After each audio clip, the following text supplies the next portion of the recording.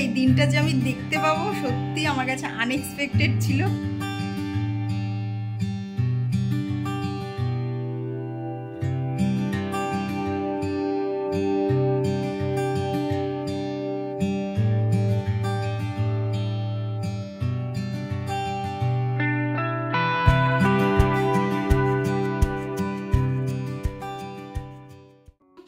বন্ধুরা কেমন আছো তোমরা সবাই? আমাদের গল্পকথার নতুন আরও একটি ভিডিওতে তোমাদের সকলকে জানাই স্বাগতম। আশা করছি সকলে খুব ভালো আছো, সুস্থ আছেন। আমরাও তো একটু বেশি ভালো আছি, কারণ আজকে ঘরের এই জায়গাটা ফিল করা হবে।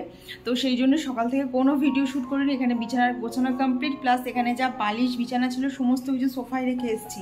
আর এদিকে দেখো গাছও সব মানে 80% গাছ সব সরিয়ে দিয়েছি। এমনকি এইদিকে যে জিনিসগুলো থাকে সেগুলোও সব সরিয়ে এই দেখো এইদিকে রাখা হয়ে গেছে, প্লাস গাছ ফাছ সব এইদিকে সরিয়ে দিয়েছি, কারণ ওরা তো এখানটা কাজ করবে, অসুবিধা হবে। যার জন্যই বলতে পারো সকাল থেকে ভিডিও করিনি, কারণ এই সমস্ত কাজগুলো একটুখানি মাথা ঠান্ডা করে করতে হবে। তার ভিডিও করতে গেলে একটু যাই হোক বলো মাথার মধ্যে একটা প্রেশার কাজ করে যে কতটুকু শ্যুট করবো, কতটুকু কী বাদ দেবো। প্লাস দেন আমার ফোনে স্পেস নেই, মানে ঠিক এইটুকু মতো স্পেস আছে। আমি এখন বাজারে যাচ্ছি, আসবো, ভিডিওটা আপলোড করবো, দেন আবার শ্যুট করতে পারবো। তো এই হচ্ছে আমার অবস্থা, প্রচণ্ড খারাপ অবস্থা। মানে ভিডিও শ্যুট করতে ইচ্ছা থাকলেও ফোনে আমার স্পেস নেই। তো এখন বেরোচ্ছি, কারণ যেহেতু একটা জিনিস হচ্ছে তাই একটুখানি মাটন খেতে ইচ্ছা করছে।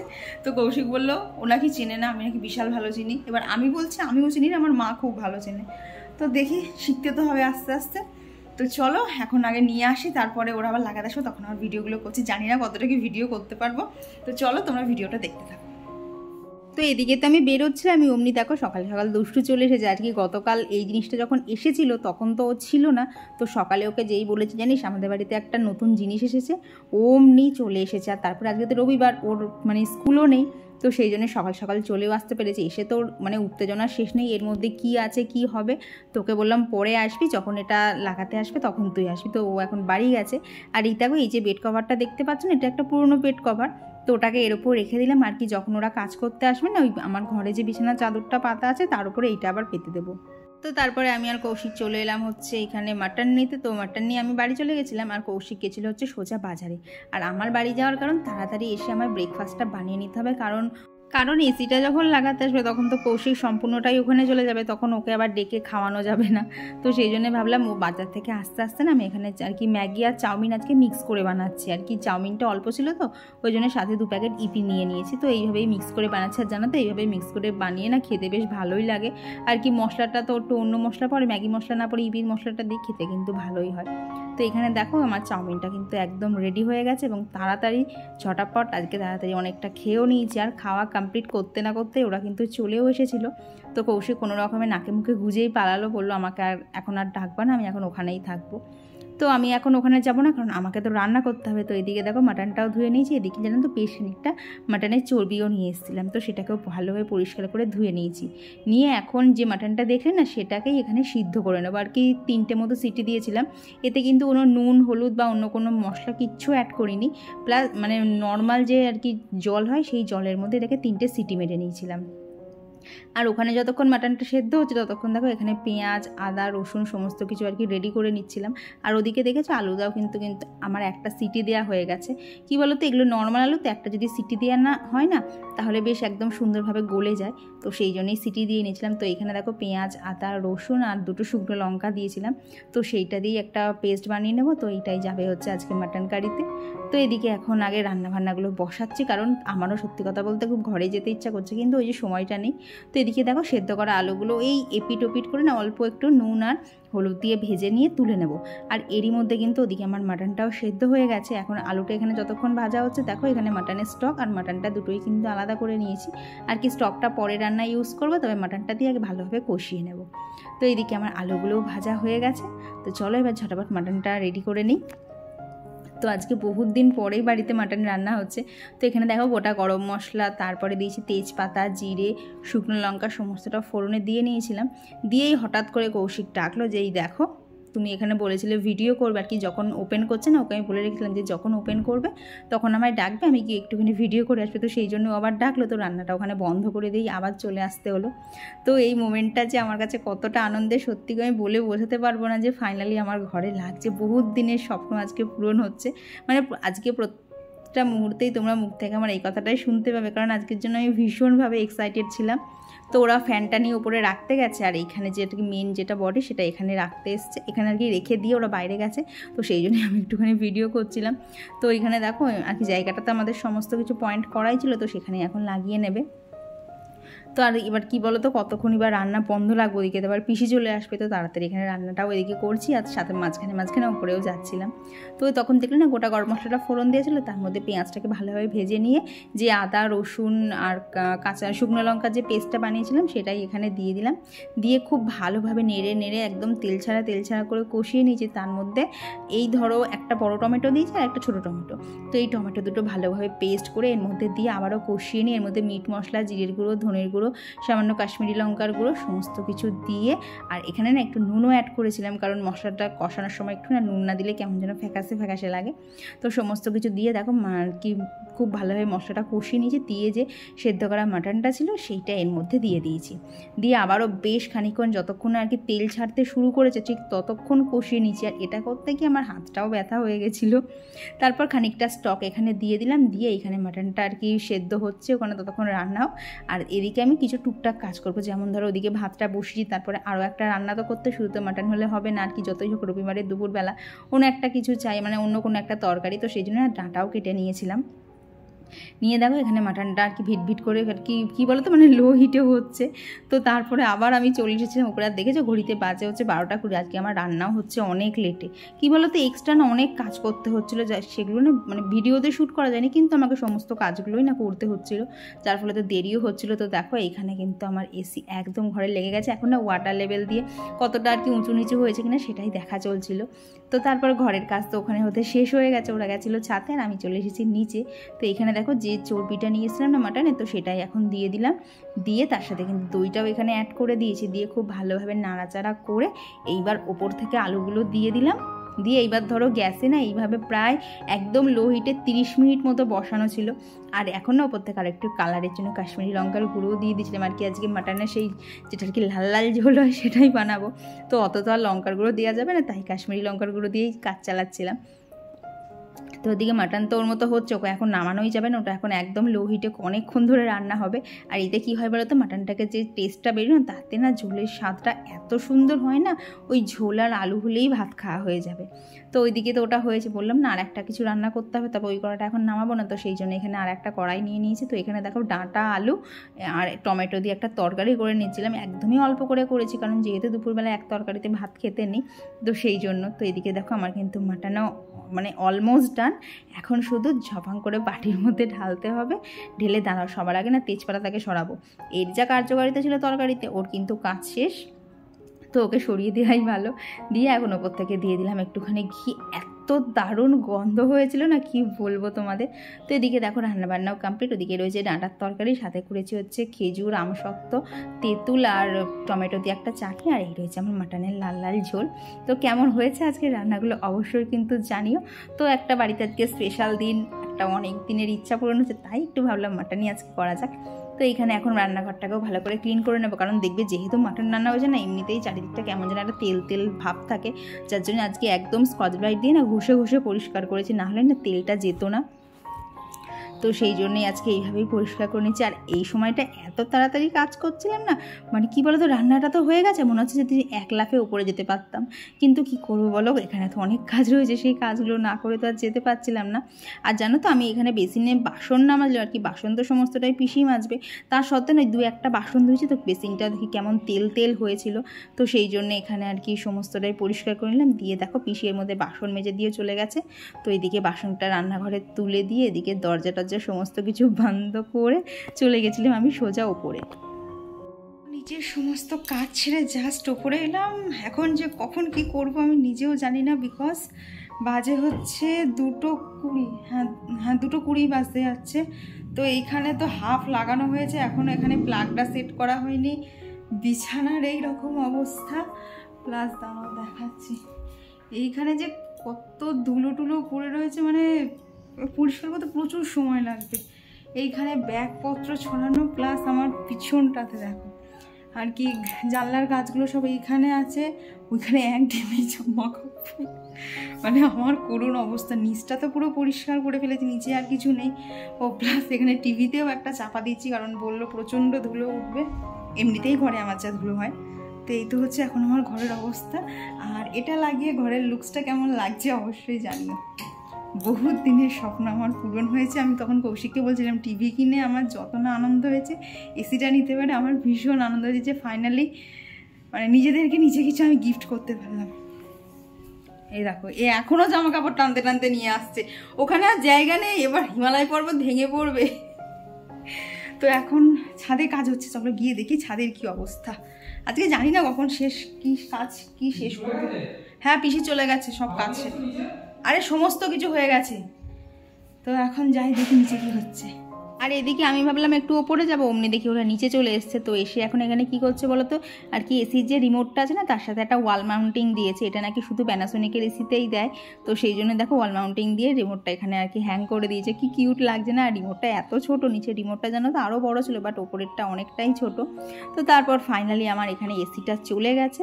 আর এখন না জানলাগুলো খুলে এসিটা চালানো, কারণ ওরা এখন চেক করছে যে সব কিছু ঠিকঠাক আছে কিনা। ফাইনালি এই যে এসিটা চলা স্টার্ট হয়ে গেছে। বাজে দেখো 3টে বাজতে, 3টে মানে 2:45 বাজে, এখনো স্নান টান কিছু হয়নি। ঘরের অবস্থা দেখালাম, খুবই খারাপ অবস্থা, বাট এটা যে চলছে বিশাল আনন্দ হচ্ছে।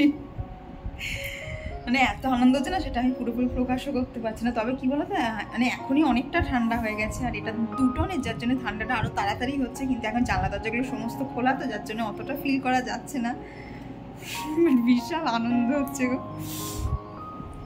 তো এখন ছাদে সব করতে গেলে, তো চলো দেখি ছাদে গিয়ে ওরা কী করছে। আর আমার তার থেকেও বেশি ভালো লেগেছে এই ছোট্ট রিমোটটা, প্লাস এর যে স্ট্যান্ডটা দিয়েছে, কি সুন্দর দেয়ালে আটকানো যাচ্ছে। টিভিটা তো সবসময় ড্রয়ারে রেখে দিতে হয়, বাট এটা এখানে রাখা যাবে, বিশাল ভালো লাগছে। তো চলো এখন একটু ওপরে যাই। তো ওপরে এসে দেখি ওপরের কাজও প্রায় শেষের দিকে। তো এখন এই যে নীল কালারের যে পাইপটা দেখছি, এটা আর কি যেটা জলের পাইপ হবে, সেটাই এখন ওদের শুধু লাগানো বাকি। তো দেখলাম এখানে আমি দাঁড়িয়ে থেকে কি করব। তো এদিকে আমি গাছ কটাকে দেখতে এসেছিলাম আর কি, সকাল থেকে গাছগুলোকে দেখার এতটুকু সময় হয় না আর কি। আজকে আমি সকাল থেকে এখনো ছাদেই আসিনি, এই সব মানে সারাদিনে এখন ছাদে এসেছি। আর দেখো এই কুন্দ ফুলগুলো না শীতেও এত বড় বড় ফোটেনি, গরমকালে দেখছি এত বড় ফুটছে। গতবার গরমে তো গাছে ফুল ছিল না, তবে এইবার দেখছি ভালো ফুল ফুটেছে। আর দেখো নয়নতারাগুলোও কিন্তু অনেক ঝোপালো হয়েছে না গাছটা। ওই যে মাথাগুলো কেটে কেটে দিয়েছিলাম, তার ফলে জানো তো গাছটা ঝোপালো হয়ে গেছে। আর এদিকে দেখো বেশ কিছু কিন্তু গাঁদা ফুলেরও চারা বেরিয়েছে, তবে জানি না এগুলোর থেকে ফুল হবে কিনা। তবে চারা যতক্ষণ রয়েছে রেখে তো দেই। তো এইসব করতে করতে ঘড়িতে বাজে এখন 3:30। আমার ঘরের হচ্ছে এই দুরবস্থা। ওরা জাস্ট গেছে, এখন শুরু হবে আমার ঘর পরিষ্কার করা। অন্যদিন তো মানে রান্নাবান্না হয়ে গেলে ওপরের ঘরটা মুছলেই হয়ে যায়, তবে আজকে পুরো ঘরটাকে এখন ক্লিন করতে হবে। আর কি বলতো, দেয়ালে তো ড্রিল করেছিল, চারিদিকে এত ইটের গুঁড়ো হয়েছে না, তার মাঝখানে ধরো এসিটা চলেছে, মাঝখানে ওরা ফ্যানও চালিয়েছিল 2-3 বার। সারা ঘরে পুরো ধুলো গুঁড়ো উড়েছে, মেঝেই তো পুরো পা দেওয়া যাচ্ছিল না, এত ধুলো। তো সমস্ত কিছু এখন পরিষ্কার করতে হবে। তো দেখো এখানে না জানলাতে তো প্রচণ্ড ইটের গুঁড়ো পড়েছিল, তো জানলাটাকে ভাবলাম আগে একটুখানি ঝাঁট দিয়ে নেব, তারপরে জল দিয়ে পরিষ্কার করব। তো চলো এদিকে পরিষ্কারগুলো করতে করতে তোমাদের সাথে বেশ কিছু কমেন্ট শেয়ার করে নেই। আমার গত ভিডিওতে সুরভিদি বলেছে, জানি না এটা কিন্তু অনেকের মুখে শোনা, তবে এসি থাকলে নাকি মানুষ মোটা হয়ে যায়, তাই তুমি এবার মোটা হতে পারো বলে আমার মনে হয়। দিদি কি বলবো, তোমার কমেন্টটা পড়ে আমি নিজেই এত হেসেছি, কারণ আমি জীবনে মোটা ছিলাম না। এইবার এসি লাগিয়ে মোটা হই কিনা তার সাক্ষী তুমি কিন্তু থাকবে। আমার ড্যাম শিওর বলতে পারো আমি মোটা হব না, তবুও তোমার বক্তব্যে যদি একটুখানি মোটা হই তাহলে তো বেশ ভালোই। আর এদিকে তো দেখলে বিছানারও অবস্থা খুব খারাপ, তো সেই জন্য ভাবলাম যে বেড ভ্যাকুম ক্লিনারটা নিয়েছি 11 থেকে, তো সেটা দিয়ে বিছানাটাকে ভালো করে ক্লিন করে নিই। এর ওপর তো অলরেডি একটা বিছানার চাদর পাতা ছিল, আর এটা তো গতকালকেই আর কি পরিষ্কার পাতা হয়েছে, তাই ভাবলাম ভ্যাকুম ক্লিনারটা দিয়ে একদম ভালোভাবে একটুখানি পরিষ্কার করে নিই, তাহলে এক্ষুনি না আমাকে আর চাদরটা তুলে কাচতে হবে না। আর এর থেকে তো তোমাদেরকে আগের দিনও দেখিয়েছিলাম, একদম ক্ষুদ্র থেকে ক্ষুদ্র ধুলোকণাও এর মধ্যে কিন্তু উঠে চলে আসে, যার ফলে তো বিছানাটা নোংরা হওয়ার আর কোনো চান্সই থাকবে না। দেখো বিছানাটা ওপর থেকে দেখতে পরিষ্কার হলেও দেখো শুধু ভেতরে একবার কত ময়লা। তো ভেতরে বুঝতেই পারছো এতটা ময়লা ছিল, তাহলে বিছানাতে আর কিছুই নেই। তো বিছানাটাকে এইভাবেই আজকে পরিষ্কার করে নিলাম। তবে ঠিক করে জানো তো ম্যাট্রেসটা আগামীকাল করবো, এখন আর ম্যাট্রেসটাকে করতেই ইচ্ছা করছে না। তো ধুলোগুলো ফেলে দিয়ে এখানে যে পার্টগুলো ছিল না সমস্ত পার্টগুলোকে অ্যাসেম্বল করে তারপর পরিষ্কার করে আবার সব কটাকে অ্যাসেম্বল করে নিয়েছি। তো এখন এই যে ঘরটাকে ঝাঁট দিচ্ছি। এইবার জাস্ট দেখো কত লাল লাল ইটের গুঁড়ো বেরিয়েছে, চারিদিকে এত ধুলো না, পরিষ্কার করতে করতেই আমার প্রায় 4:30 বেজে গেছে। তো আর আমার গতদিনের ভিডিওটা কমেন্ট করেছিল কাকলি চক্রবর্তী দিদিভাই। তো দিদিভাই লিখেছে, বোন অনেক দিন পর কমেন্ট করছে, ভিডিওটা দারুণ হয়েছে, তোমার এসি দেখে যে কী আনন্দ হচ্ছে কি বলবো তোমাকে, এইভাবেই এগিয়ে যাও। হ্যাঁ গো দিদিভাই, তোমরা যদি আমার প্রত্যেকে পাশে থাকো এইভাবেই আমি আমার প্রত্যেকটা স্বপ্ন পূরণ করতে পারবো। আর সেই স্বপ্ন পূরণগুলো কিন্তু অবশ্যই তোমাদেরকে সাথে নিয়েই হবে। তোমাদেরকে সামনে দেখতে না পেলেও আমার একটা স্বপ্ন পূরণও কিন্তু তোমাদেরকে বাদ দিয়ে হয় না। আর কমেন্ট করেছিল ঝর্ণা এজেন্সি থেকে দিদিভাই। আর ঘরকন্যা সুস্মিতা থেকে বলেছে যে খুব ভালো বোন, এগিয়ে যাও, পাশে আছি। ভিডিওতে সেরকম ভিউজ হয় না, কিন্তু এখন তোমাকে দেখে মনে হচ্ছে আমিও পারবো, পারতে আমাকে হবেই। হ্যাঁ গো দিদিভাই, নিজের মধ্যেই চ্যালেঞ্জটা রাখো যে এখন ভিউজ হচ্ছে না তো কী হচ্ছে, তুমি কন্টিনিউ দিতে থাকো, হট করে দেখবে একটা ভিডিওতে প্রচুর ভিউজ উঠে গিয়েছে, তারপর থেকেই তোমার চ্যানেল দাঁড়িয়ে যাবে। ঠিক আমার যেভাবে হয়েছিল, আমার দেখবে একটা বড় ভিডিওতে মনে হয় 270K মানে 2,70,000 মানুষের কাছে পৌঁছেছে, এবং সেই ভিডিওটা যে কেন পৌঁছেছে সেটাও আমি জানি না, বাট ওটা পৌঁছে গেছে। আর বলতে পারো তখন থেকেই কিন্তু আমার চ্যানেলটা দাঁড়িয়ে গেছিলো। তো যেখানে আমি তোমাদেরকে বলি না চ্যানেলটা ছেড়ে দেবো ভেবেছিলাম, সেই জায়গা থেকে আজকে আমি এখানে পৌঁছেছি। তো একটা কথাই বলবো, মন দিয়ে কাজ করে যাও, নিশ্চয়ই তোমারও হবে। আর কমেন্ট করেছিল রুমা ব্লগস থেকে দিদিভাই, আসিফ ফারজানা ব্লগ, গণেশ শ্যামলী থেকে রাখি দিদিভাই। আর কমেন্ট করেছিল beauties makeover lifestyle Paramita blog, Arnisha Majumdar simple lifestyle Mou blog. আর কমেন্ট করেছিল ইচ্ছেরানা আইডি থেকে দিদিভাই। তো এই মধ্যে দেখো আমাদের খাওয়া দাওয়ার সমস্ত কিছু কমপ্লিট। আর দুষ্টু এখন এসির হাওয়াকে ও যে এত খুশি হয়েছে, তো আমাকে বলছে আন্টি এবার থেকে বাপ্পা যখন বাড়ি থাকবে না তুমি আর আমি এসিটা চালিয়ে দিই, এখানে না শুয়ে শুয়ে টিভি দেখবো। আমি বললাম হ্যাঁ তাহলে চলে আস। বলছে হ্যাঁ আমি না তাড়াতাড়ি পড়া করে তোমার কাছে চলে আসবো। মানে বাবা কোথায় কি, ওর এখনও মানে ওর প্ল্যান সাজানো হয়ে গেল। তো এদিকে সন্ধেবেলা বোঁদে বানাচ্ছিলাম, আর দুষ্টুকে শুধু বলেছি তোকে বোঁদে দেবো না, ভাইকে বোঁদে দেবো। সে তো পুরো কান্না জুড়ে দিয়েছে। তারপরে তোর মা নিতে এসেছিলো, এমনকি যেন বাড়িও যায়নি, বলেছে না আগে আমি বোঁদে খাবো তারপরে বাড়ি যাব।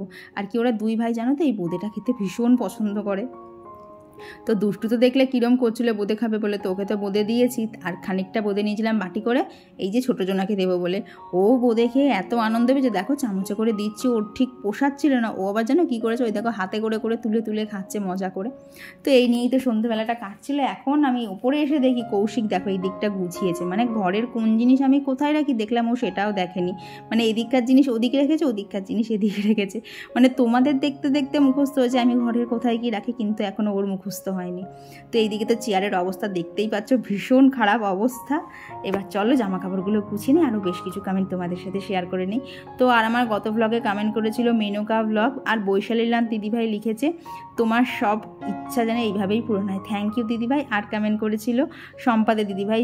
তো দিদিভাই লিখেছে খুব ভালো লাগলো তুমি এসি কিনেছো, কারণ আগের বছর অনেক কষ্ট হয়েছে অনেক, এবার এবছর আরামে ঘুমোতে পারবো। হ্যাঁ গো আগের বছর যা কষ্ট পেয়েছিলাম, কত রাত যে ঘুমাইনি, তবে এইবার সেইগুলোর থেকে অনেকটাই মুক্তি পাবো। আর কমেন্ট করেছিল পুষ্পা জয়সরি ব্লগ আর মাম্পি দত্ত দিদি। তো এই সমস্ত কাজ শেষ হলো, কৌশিক একটু নিচে গেল, কারণ দুজনে এখনও নিচে রয়েছে। আমি বললাম তুমি একটু ওদেরকে নিয়ে যাও, আমি ঘরটা পরিষ্কার করে নিই, কারণ অনেকটাই লেট হয়ে গেছে। এই যে 9:10 ওর ব্যাগপত্রগুলোকে সব গুছিয়ে দিলাম, দিয়ে কি বলতো সেরকম গরম লাগছে না, এসিটা চালাতে হবে, বাট চালালাম হচ্ছে ঠিকঠাক আমাদের হাতে অপারেট করতে পারছি কিনা সেটা দেখানোর জন্য। কারণ এসি জিনিসটা বাড়িতে আর কি নিচের ঘরে একটা থাকলেও না, যেহেতু আমি সেইভাবে ওটাকে না অত চালানো করি না বলে আমার হাতে না ঠিক আমি অতটা অভ্যস্ত নেই। সত্যি কথা বলতে সত্যি আমি অভ্যস্ত নেই, তো জিনিসটাকে একটু অভ্যেস করারই চেষ্টা করছি। তো আনন্দ তো হচ্ছে মানে প্রচণ্ড, এই দিনটা যে আমি দেখতে পাবো সত্যি আমার কাছে আনএক্সপেক্টেড ছিল। তো সবটাই হয়েছে তোমাদের ভালোবাসায়, বিশ্বাস করো তোমাদেরকে থ্যাংক ইউ দিয়ে ছোট করব না, শুধু একটাই রিকোয়েস্ট, তোমরা আমার প্রত্যেকটা স্বপ্ন পূরণের সাথে কিন্তু এইভাবেই পাশে থেকো। এবং গতদিনে যে ভিডিওটা ছিলেন তাতে তোমরা প্রচুর কমেন্ট করেছো, তার জন্য আমি ভীষণ খুশি। তো এখন একটুখানি বসি, সত্যি কথা বলতে কষ্ট হচ্ছে প্রচণ্ড, আর দিচ্ছে না গো শরীরটা, সেই সকাল থেকে চলছে। বাট ঘরে যে জিনিসটা হয়েছে এটাই একটা বিশাল ব্যাপার। মানে এখন অতটা লাগছে না, এর প্রয়োজনীয়তাটা এখন বুঝতে পারছি না, বাট গরমটা বাড়লে তখন বুঝতে পারবো।